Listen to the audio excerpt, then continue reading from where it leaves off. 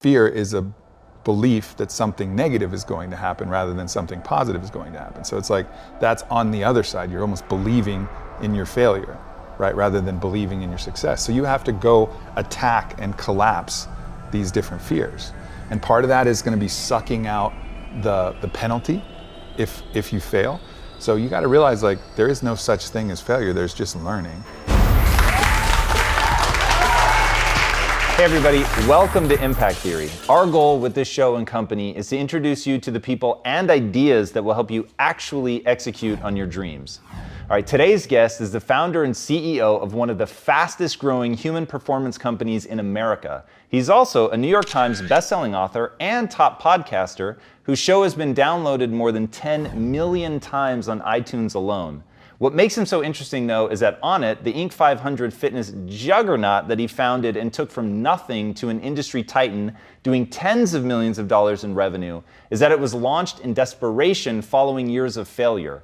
By his own admission, his amazing success story has been less a classic business case study and more an intensely personal journey of self-development that happened to reflect itself outwardly in business success.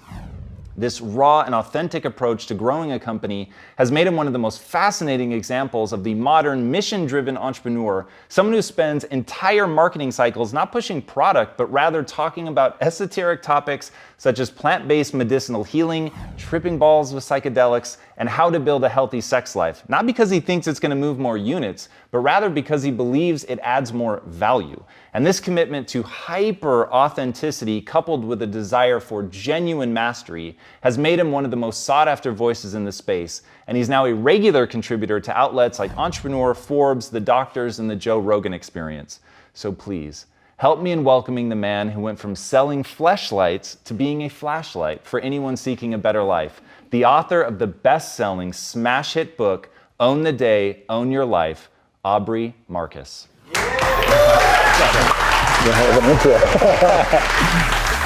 Dude, working on that one was a lot of fun. You really are like this classic example of what entrepreneurs are becoming, because we have this new voice with podcasting and everything. It's really incredible to watch you be so mission-driven and mission-focused.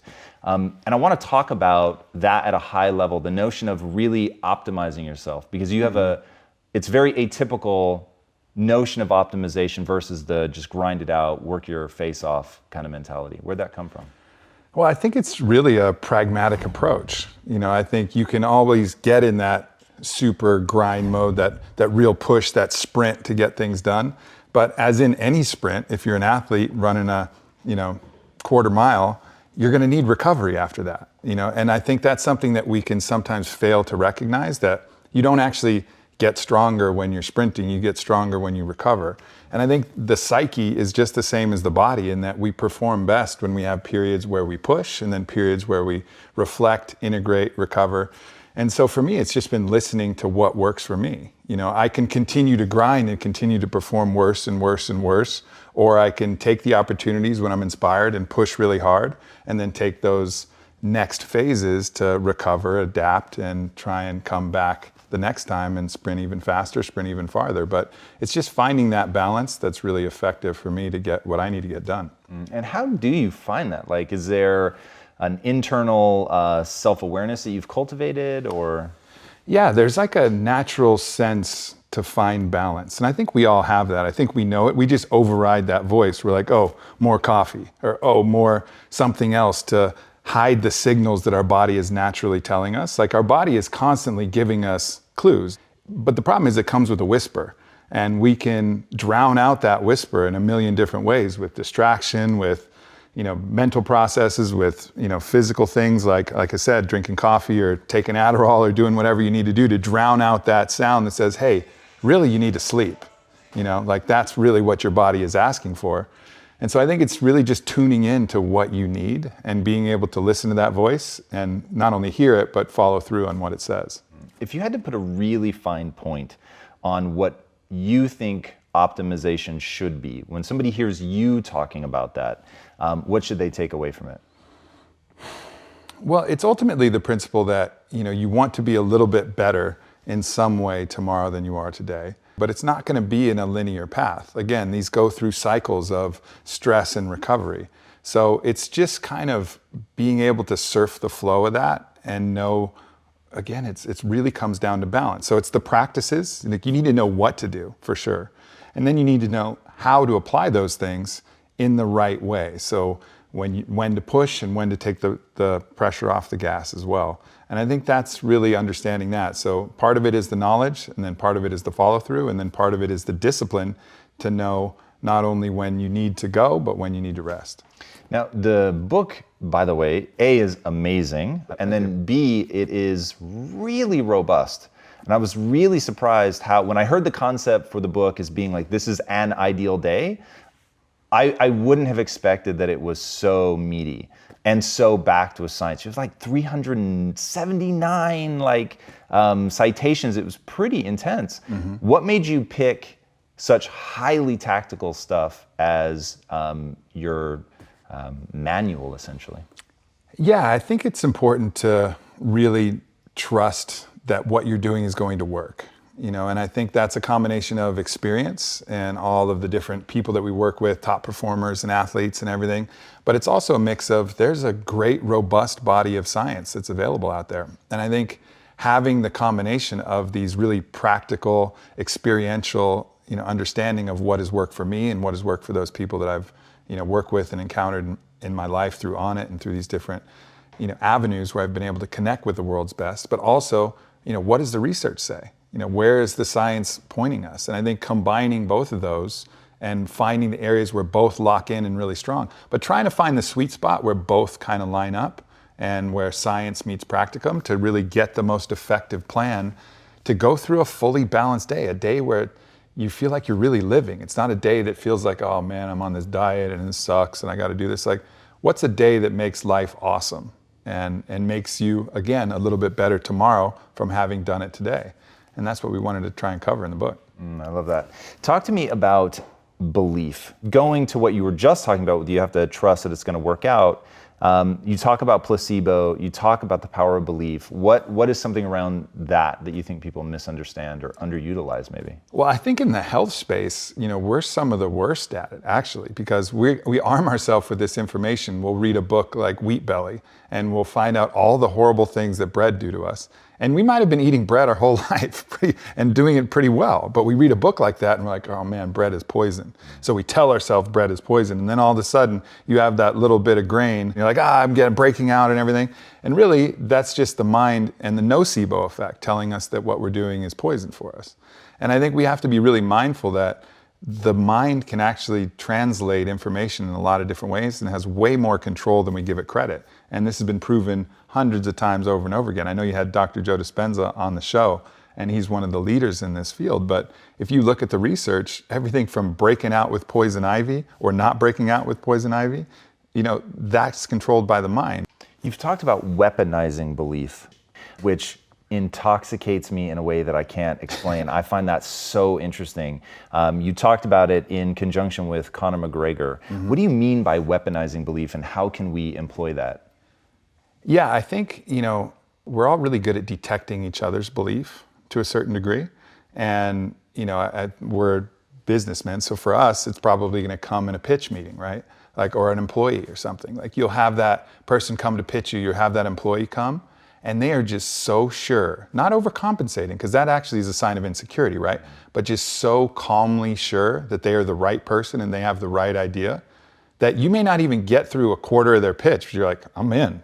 I'm in, you win. I believe you 100%. Because you know that, and you can kind of sense that they've reconciled all of their own fears, all their own insecurities, and that they truly believe that they got the goods. And I think that's somebody weaponizing their belief. That's somebody who has done the hard work to really know themselves, know their product, know what's going on.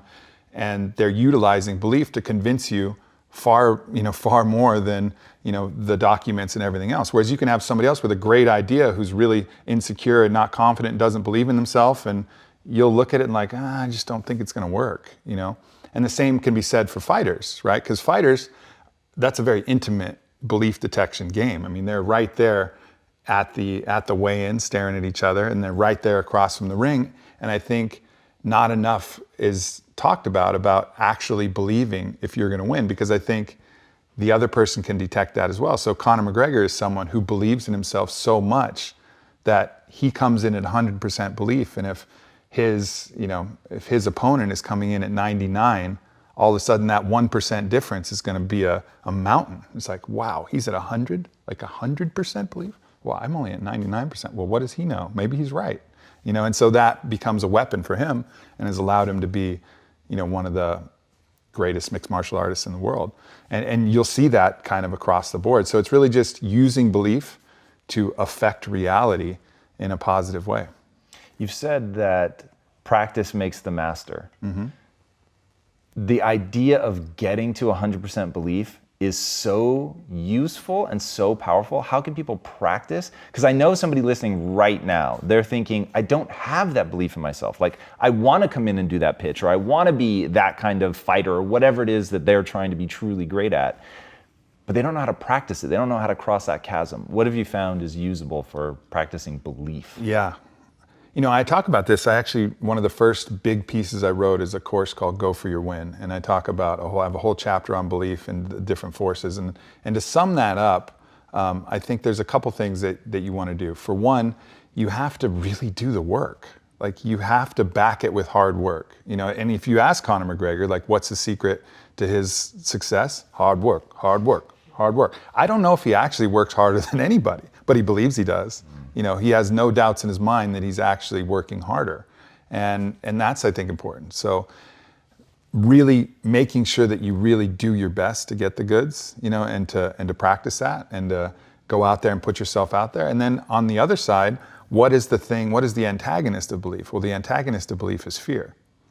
Fear is a belief that something negative is going to happen rather than something positive is going to happen. So it's like, that's on the other side. You're almost believing in your failure, right? Rather than believing in your success. So you have to go attack and collapse these different fears. And part of that is going to be sucking out the penalty if you fail, right? Because like a lot of the fear comes because we're afraid that we're going to judge ourselves harshly or whatever. So you got to realize, like, there is no such thing as failure. There's just learning, right? So you collapse the penalty for failure. So that collapses the fear, which allows you to believe even more.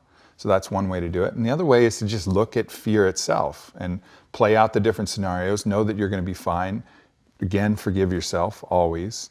And really also just attack fear wherever you see it, even when it's trivial, even when it's some kind of, we were just, before we got on here, we talked about the fear of the number 13, trigotricophobia. Like, if you're afraid of 13, you know what you need to do? You need to put 13s all over your fucking house. You need to, like, sit in 13s. You need to go to the 13th, demand to be on the 13th floor of every hotel and every airplane, because you got to get over that shit, because that is telling yourself that there's something irrational that should control you. And if you believe there's something that's irrational that should control you, that will apply universally. So wherever you find fear specifically that's out of balance with actual danger, like, I'm not saying touch a hot stove or put your hand in a rattlesnake cage, like, there's danger there. That's not fear. But 13, no danger. That's not real. So go collapse that. If it's a fear of crickets like I have, or fear of, like, whatever it is, collapse fear wherever you see it. And that specific collapse will help with the universal collapse of fear in general. What framing device do you use, though? Because as you were telling that story, and the notion of sucking out the consequence, I think, is really strong. Mm-hmm. But there's real consequence for you. So you have a business, employees count on you. Like, if you make enough wrong moves, people lose their jobs, they spiral out into panic. Like, how do you get to the point where even something like that, you're able to say, this isn't really a life and death consequence? You just got to understand, the only thing that you're responsible for is your best. Like, you can't do better than your best. You just do your best. And if you try to obsess too much, you're not doing your best, you're going to be paralyzed, right? So you have to get as much information as you can, make the most educated choice, make sure that you're not choosing based on ego or emotion or, greed or these other forces that delude you and prevent you from thinking clearly. But if you do your best and you fail, like, what are you going to do? Beat yourself up for that? Like, that doesn't make any sense. If you're doing your best, if you're really laying it out there, there's nothing more you can do. And that's, I think, that's really the key, is just to constantly rest and rely on that fact that I'm doing my best, and there's nothing more than that. I want to go back to what you were saying about fear, which I find really interesting and is admittedly amusing, that crickets and roaches, I think, really freak you out. And so you've talked about immersion therapy, but now taking it beyond sort of the external things. When you said when something really stings you, it really upsets you, you know that there's something, an insecurity, a fear, or something going on there. What does that process of discovering what it really is that's bothering you look like so that you can remove it?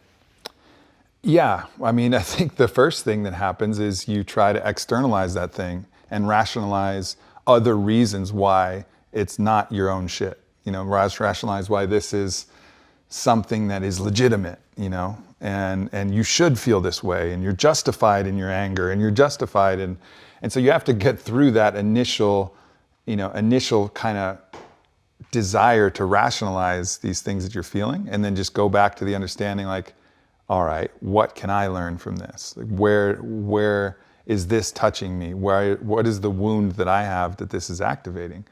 Because ultimately, we are responsible for our own reaction to things. We're not responsible for the things themselves. I mean, people are going to do messed up things. Things that hurt. There's going to be random, chaotic incidences that are going to be unfortunate in your life. But we're responsible for our action and reaction to those things always. And the strongest reactions are typically coming from places of wound or fear or insecurity.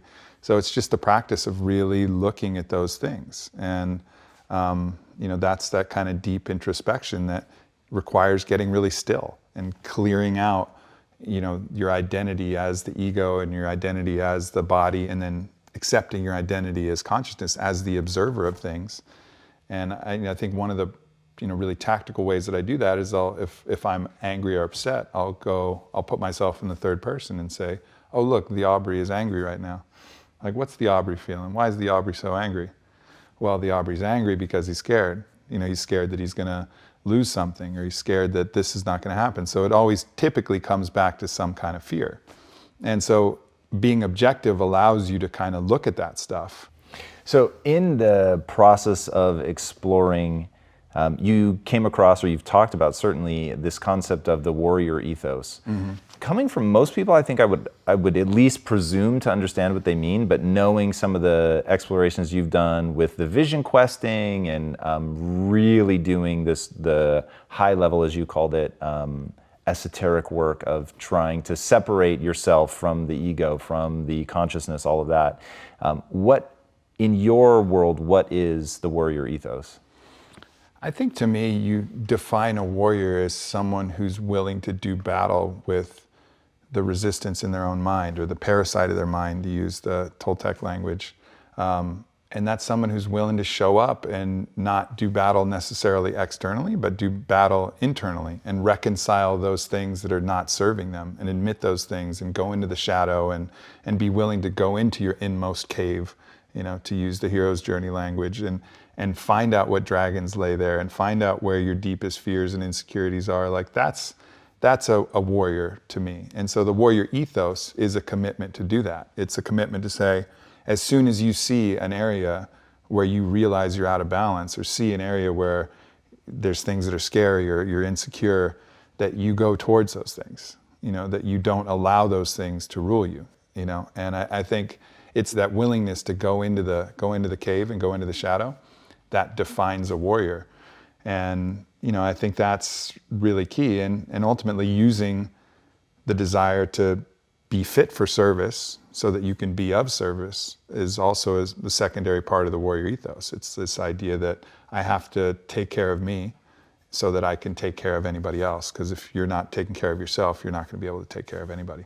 All right, that's super interesting. So let's dive into that a little bit. So if I'll reiterate and tell me if I have gotten it wrong in any way. So the warrior ethos is, there's a darkness in the cave, which we'll say represents the things about myself either that I don't yet fully understand, or maybe don't want to understand about myself, and going in and looking nakedly at my inadequacies. That's definitely me using my own language. Mm-hmm. With the notion that if I can overcome those things, there'll be more of a purity of action, which will allow me to then not only help myself, but help other people. Yeah, it's going to help you become who you truly are. And that's what's going to ultimately allow you to do the things that are your legacy, that do the things that are going to help the world in the most positive way and help those people, very close to you, and also help the people, many ripples away. And but it all comes with expressing yourself as the best version of yourself, who you truly are, and you can't do that unless you're willing to, kind of go into the shadow. You have an analogy that I think is really powerful. Imagine your favorite video game and it had no dragons for you to slay. Like in life, we have this sort of impulse where we want things to be made easier, but in reality, would that really serve us in terms of trying to become something better? You seem to have put yourself in arguably the most difficult position in terms of having dragons to slay that will bring things up, which is being in an open relationship, which I imagine brings up insecurities. I mean, walk us through what that's like. And do you think having some sort of stressor, obviously not necessarily that, but having a stressor that's forcing you to really identify your insecurities is useful? I do. And I think you have to be mindful, though, that, just like if you go to the gym and you haven't, worked out in a couple years and you load the squat rack with 305, then 315, then it's not gonna be effective. It's gonna break you, and I think making sure that you don't add so many stressors that you actually break yourself, that you have time to recover, is important. But open relationship has certainly been, adding multiple wheels on that squat bar and putting a lot of pressure on a lot of different systems. Like, how much can you love yourself without needing the validation of your lover? Because open relationship, which is allowing and seeing your lover as yourself in a certain way and allowing them to experience love and pleasure and anything that they wish from anybody, as long as it's going to add to both of their lives, right? So it's not something that's going to be taken away. Like, allowing that to happen removes any sense of specialness, removes any sense of validation that you're getting from your partner. And I think that's one of the things that we're most attached to. Our partner is probably our biggest validation dispenser of anything, that and our job and a few other things. But they make us feel worthy of love. They make us feel like a man. They make us feel like all of these different things.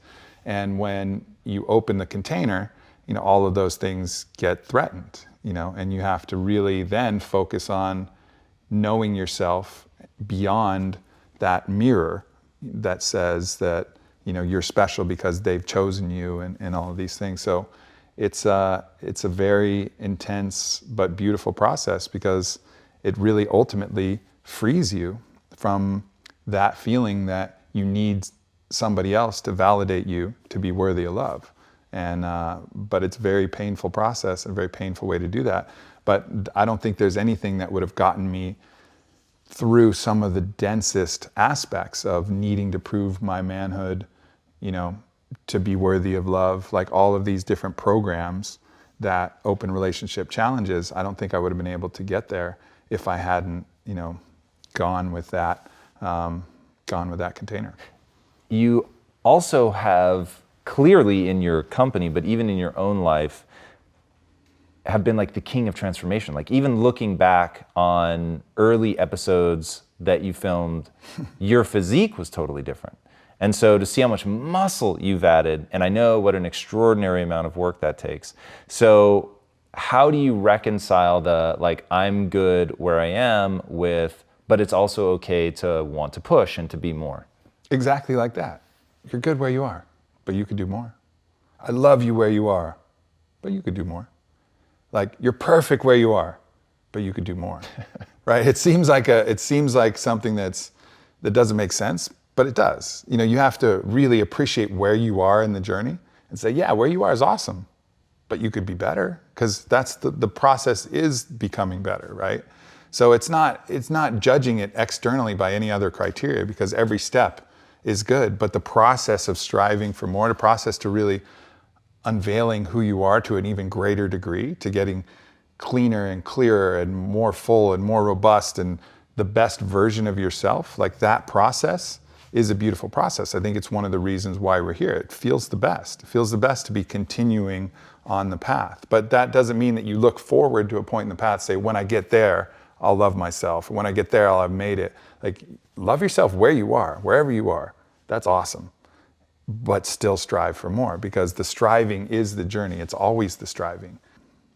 One thing that you mentioned, I forget if it was in your book or just in a talk that I heard, was in the Toltec tradition, there's the notion of the Nagual, thank you. Talk to us about that, because I find that incredibly fascinating. Yeah, they make a differentiation between the person who's the artist and kind of the canvas, you could say. So the artist is an artist painting the masterpiece of their life. They're holding the brush. They decide how they want to make themselves, forge themselves. They decide how they want to express what they want to be, or how they want to interact with this incredible, school of life that we have available to us. And then the other side is those people who are just constantly getting paint splattered on them from other people, their parents telling, oh, you should be this, or you should do this, or this is what you need to be, this is how you need to look, this is how you need to dress, and they're just receiving all of this external pressure from what the Toltecs would call the mitote, which is like a term for the marketplace, where everybody's shouting and their expectations, their beliefs, their agreements, all the things that they have that kind of we can either conform to or decide, no. Screw all that. I'm the artist. I will decide what I accept. Maybe I agree with this perception. Maybe I disagree with this perception. But you take control of your life. And the Nagual is a place of control, where you're shaping your own life with the power of your intent, with the power of your belief, with the power of choice and actual free will, rather than being just kind of battered around by everything that society and people want you to be. You've said that we should be thinking of choice as a superpower, which I thought was really cool. What do you mean? How is choice a superpower?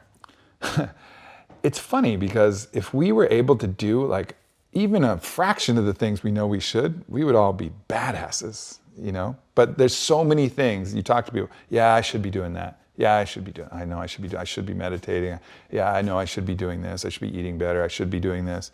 Like, we all know what we want to do to be the best version of ourselves, but for whatever reason, we don't do it, and there's a lot of reasons why, but we're not doing it. And so the ability to choose and actually decide what you're going to do, to be the Nagual, to be the artist, and say, oh, well, if I believe I should meditate, then I'll meditate.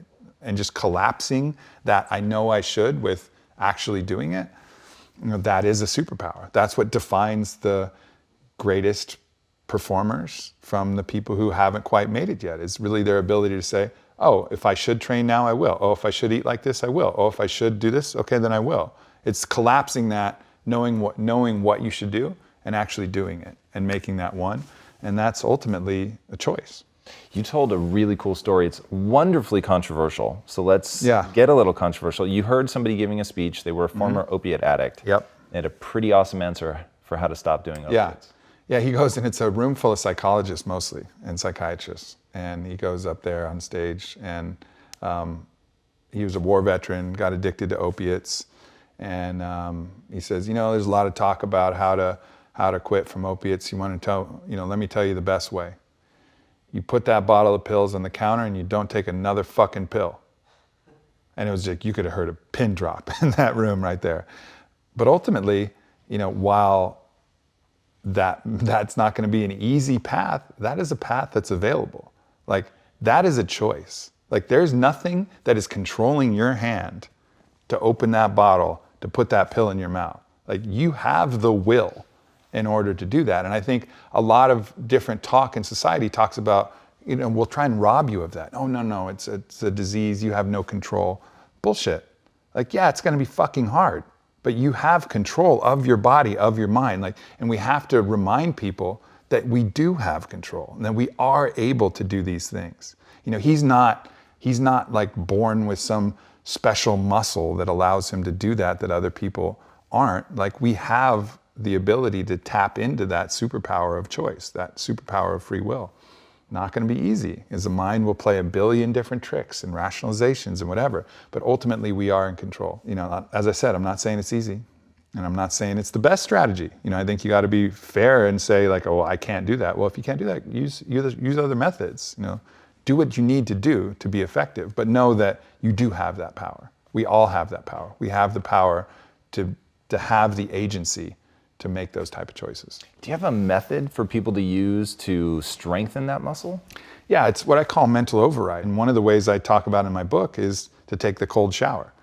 A ton of benefits in taking a cold shower, but it's hard. Like you're going to build cold shock proteins, you're going to drop cortisol, you're going to, raise norepinephrine, you're going to drop inflammation. It's going to actually change the state of your body, both short-term and long-term, for greater health. You're going to feel better, period, if you take a cold shower. But it's going to be uncomfortable. So how do you practice doing the uncomfortable thing that's going to be beneficial? How do you practice taking that nozzle from nice, toasty, warm, comfortable, hot to cold? Well, you do it. And you do it over and over and over again until it becomes not even a choice. It's not even an option. You don't look at it and debate with yourself and argue with yourself. Well, should I? Well, is it really going to be that good? Maybe I'll do it tomorrow. Well, you just don't do that anymore. It's like, here it comes. And that's the way that you practice that, and then the more you practice that, again, practice makes a master. Yeah, the cold shocking, the just now go do it, I think is the title of that for you, which I think is really, really powerful. Real fast before we begin our wrap-up process, what are some really tactical stuff that you think people really miss that they should be doing to live that optimal day? So first of all, everybody knows that if you're stressed out, take a deep breath. Well, don't take one deep breath, take 6. And this is something I talk about a lot. The research from a Japanese study shows that 6 deep breaths are what it takes to actually create state change. So start practicing that. You get flustered, you get emotional, don't take a breath, just take 6. Use that mental override to take 6 damn breaths and really start to unplug from that. And then use the cold, use the cold as an ally.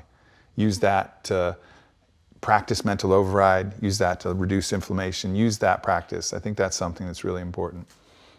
Making sure you stay hydrated. I talk about the morning mineral cocktail. I think a lot of us, we go from caffeine to all these different other substances and foods and whatever, and a lot of us are running chronic dehydration, and not only dehydration from water, but the minerals and electrolytes that you need. So adding in some sea salt or some Himalayan salt in with your water is going to be effective. I wake up every morning, 16 ounces of water, Himalayan sea salt, about 3 grams of that, and a splash of lemon.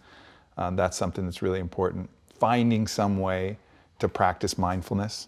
So finding that way to get to mental stillness, I think, is really important.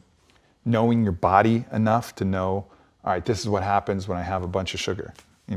I feel good for the second, then the insulin kicks in, and then I go hyperglycemic, then I feel exhausted, and then I reach for more coffee. Like, you got to have insight into those cycles and understand what's going to be best for you. And knowing yourself with training, knowing what movement patterns help, knowing how your body feels and reacts. Getting your head and your ego out of your sex life. So it can be a way to really engage with your partner in a way that creates deeper connection and allows you to be mindful, be present, be in the big now. Sleeping, taking naps. I think that's one thing that a lot of people miss. They think that you have to get all your sleep overnight in this uninterrupted 8 hours. Well, good luck. Like, I don't know anybody who gets uninterrupted 8 hours, maybe 1 or 2 people.